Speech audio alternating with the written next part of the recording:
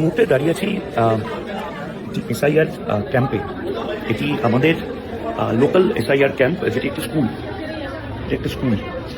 এবং ক্যাম্পে এই মুহূর্তে বাকিদের মতন আমিও এসআইআর এর জন্য দাঁড়িয়ে রয়েছি। এসআইআর এর হিয়ারিং আমার নাম এসেছে, কারণ আমাদের অনেকেরই নাম এসেছে আমাদের পাড়ার। আমার বাবার নাম MANASH, মানস। সমস্ত জায়গায় তাই আছে, কিন্তু ভোটার কার্ডে MANAS আছে, মানস। সেটার জন্য ওই এইচটা নেই বলে এখানে অনেকে অবজেকশন করেছিলেন মনে হয়, এবং সে কারণে আমাকে ডাকা হয়েছে। Fair enough. কিন্তু অনেকে আমাকে এখানে জিজ্ঞেস করছেন আপনিও লাইনে দাঁড়াচ্ছেন। আমি তাদেরকে একটাই কথা বলেছি যে শাহরুখ খানের বাবারও যদি নাম এবং শাহরুখ খানের সাথে নাম এলে তাহলে তাদেরকেও ডাকা হবে। রাজনৈতিক দলগুলোর মধ্যে শুভেন্দু অধিকারী, সুকান্ত মজুমদার, মমতা ব্যানার্জি, অভিষেক ব্যানার্জি, অধীর চৌধুরী, তাদেরকেও যদি কোনো ডিসক্রিপেন্সি পাওয়া যায়, লজিক্যাল ডিসক্রিপেন্সি, তাদেরকেও ডাকা হবে।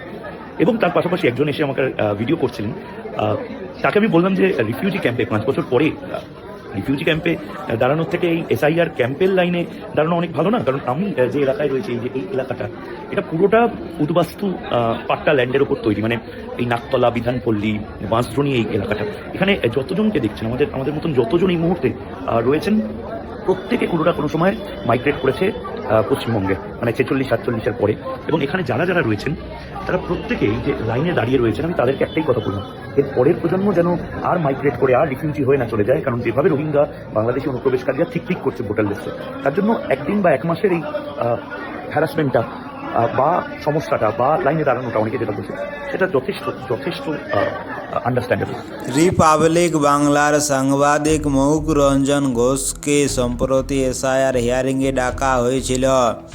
তিনি সেখানে উপস্থিত হয়ে হিয়ারিং চলাকালীন নিজের অভিজ্ঞতা ভিডিও বার্তায় জানিয়েছেন।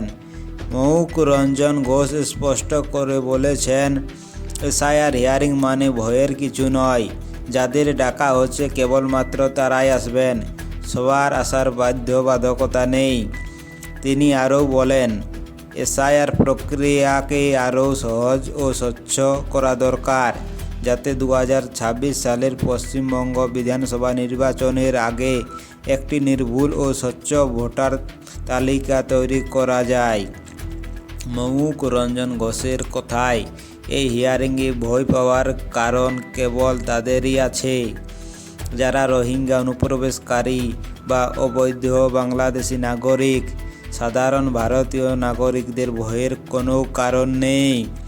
তিনি স্পষ্ট ভাষায় বলেন, ভোটার তালিকায় শুধুমাত্র ভারতীয় নাগরিকরাই থাকবেন, আর তবেই সম্ভব হবে স্বচ্ছ নির্বাচন এবং গণতান্ত্রিকভাবে সরকার গঠন।